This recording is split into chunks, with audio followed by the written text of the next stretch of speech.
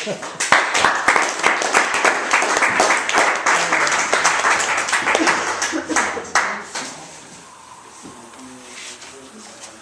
you. I only met Todd Moore once, and that was at a great reading that John Macker put together down there in Las Vegas, New Mexico, and in Santa Fe. And I really wasn't familiar with Todd's work much. I heard him read, and I thought he was reading from Dillinger. I thought, well, wow. I mean, that was about the level of the articulateness of it. I just thought, wow, I want to read this guy. I got The Riddle of the Wooden Gun. And, a lot of times when I get a book of poetry that I don't know, I'm thinking, well, maybe, I'll get through it in a week or so. And I started that, and it was like you start running down a really long flight of steps, and you can't stop because you're going to fall, so you just keep going and going and going and going. And so I just read the thing in one sitting, and it's a great work. I think it's a great work. I'm going to do one of the poems. Now, I don't think, my stuff's not generally too funny. This one might be funny in a very scathing sort of way. Corso once said, if you got a rant about politics, send a letter to the editor. And it's true, there's been a hell of a lot of dreadful poetry written in the service of one cause or another. But I figure it's like country music. You have to wade through an ocean of crap to get the big river where I saw the light. And sometimes you get so pissed off, you're going to explode if you don't do something.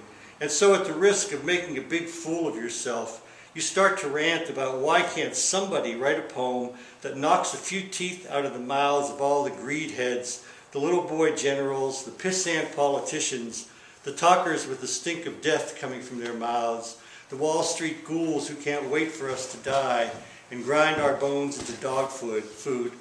And you just wish with all your heart and soul that somebody would write a poem that knocks them all on their sorry asses and makes them whimper and beg so everybody can see what assholes they are and maybe throw dead fish and dog shit at them and get a good laugh, because all that money has got to be worth a little blood. Yeah.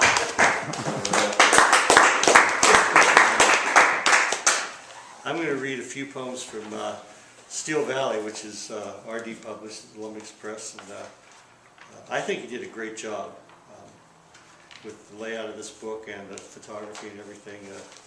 I'm kind of proud of it, I think it's a good book. I'll read something there. And then, looking back now, 40 years gone by, my lack of curiosity about the river I lived with daily disappoints me. Maybe that's the way of youth, to be fixated on origins and ends, things far off, the cold mountain spring, the distant sea, not the everyday. The river itself, a slow brown ox harnessed to the yoke of industry, was as common as my neighbors and is of little interest to me. I carried with me in those days, before life touched me with failure and disappointment, the hard stone of contempt that the young may bear for the familiar, to mask their fear and uncertainty.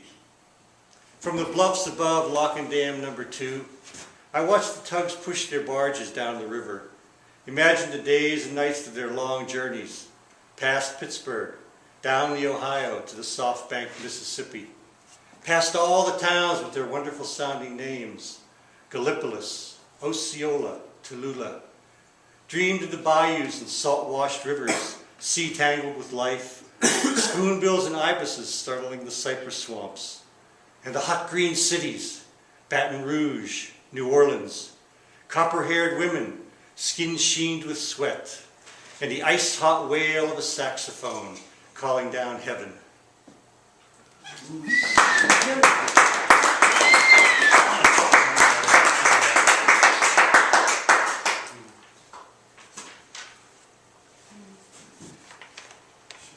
I'll tell you what we ate that winter. It was cold on that mountain, and my God, the snow. It started late, just before Christmas, and didn't quit until 2 weeks after Groundhog's Day. Dwayne shot the sow a week before Thanksgiving with a .22 in the middle of her forehead. We hoisted her on the engine hoist, slit her open from throat to groin, and the entrails steamed in the hard air. The dogs went crazy, of course, when Kate threw them the guts, and she had to knock Big Red Dog near senseless with a cast iron skillet to keep him from killing Bull Lee. We used long knives like razors and were covered to our elbows in blood and fat. Moon Woman scraped the hide clean and salted it for tanning. Big pots of boiling water, slow fire in the smokehouse. Big Red Dog back on his feet, fighting with Bull Lee over the head. All winter, bacon and chops, loins and roasts, potatoes and turnips, spinach drizzled in pork fat. We ate like kings. We cut and split 10 cords of firewood, oak, maple, black locust. Everything came from that mountain. It was beautiful up there. I wouldn't have traded it for anything in the world. But that soil never gave up anything without a fight. That night, Moon Woman in the sauna, her breasts long and thin, nipples big, almost black, her snatch dark, beaded with sweat. Outside, hot from the sauna, she pushed me down into the straw, said, "I'm hungry," and she rode me. What we'd done that day, I'd never done anything like it. I was in love with all of it. The stars spread their arms over us, pale Moon Woman moaning, steam rising from her knobbed back like mist from a forest after rain. The molten core of us exploding, life and death shape-shifting, one into the other and the other again. No man, no woman, one being, the warm animal of ourselves, so greedy, so hungry to take it all in, give it all away. Moon Woman, her long hair gleaming starlight, sways over as we ride, cradled upon the star-domed earth.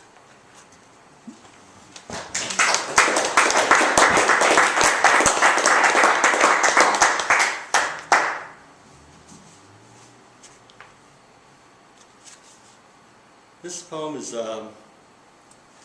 it's about somebody sort of halfway between somebody I knew and somebody I imagined he might have become. God's son walked down the street. His son walked down East Colfax Avenue on a January morning, 1 a.m. in the snow, torn sneakers and an alto sax, and nowhere to rest his head, nowhere except in the lap of an old junkie whore. And God's son laid down his dark head there, laid down his head on the altar of flesh, weary of preaching love, offering his music of love. But no one hears that we are all each other and all one, and each of us is holy, and the earth is holy, this old, battered, boot-worn earth. But no one hears, and so God's son lay down his head again to die and be reborn with the new day, reborn to preach his only commandment, to love that old bum, that old drunk vet, that old woman smelling of vomit and despair, who once was someone's daughter, and someone's daughter now on the streets, 15 years old and runaway, a pregnant punching bag with needle nightmares. His son laid down his head because no one wanted to hear about love, only about vengeance and sin. And God's son laid down his weary head with its undying burden of sorrow, which is no more or less than joy offered and not taken, laid down his weary head in a back alley in the snow, in the lap of an old whore, and blew softly, softly to his father the prayer of his music.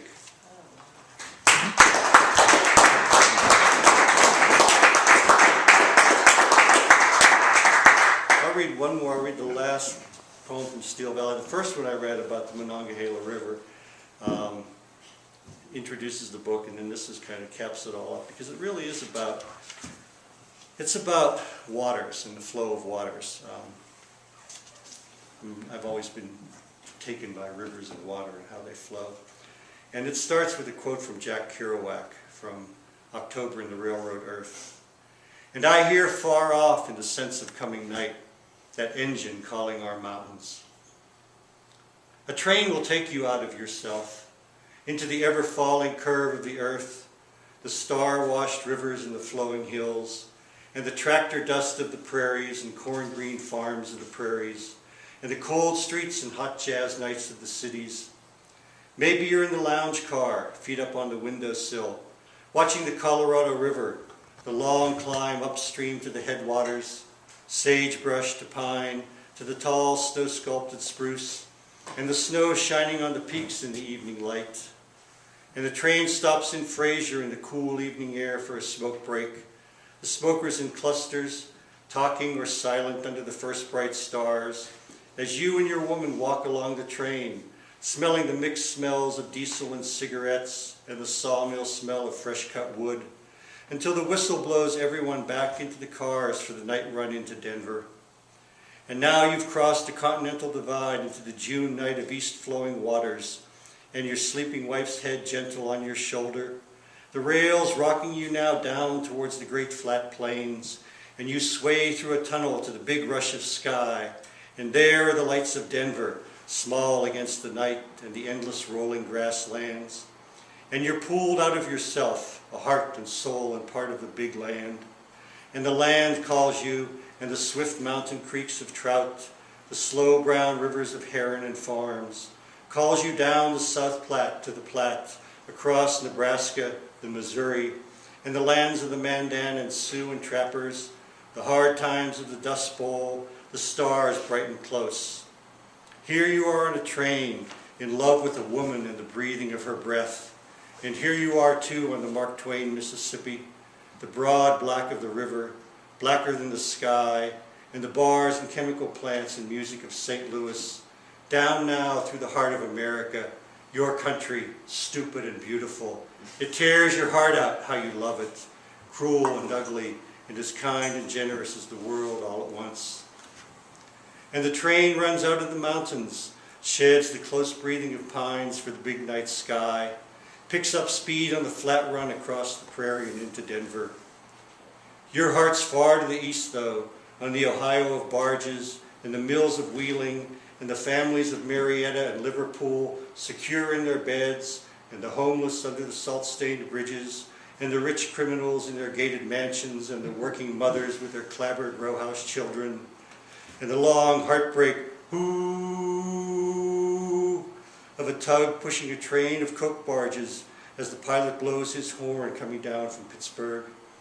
Back up now through the old green hill-steep valleys of youth, the houses and long wooden stairs climbing the hills, past the scarred coal towns and into the old rolling mountains of youth, Chestnut Ridge, Allegheny Mountain, the rock-swift streams, the aching beauty of dogwood and mountain laurel blossoms high on a stony ridge.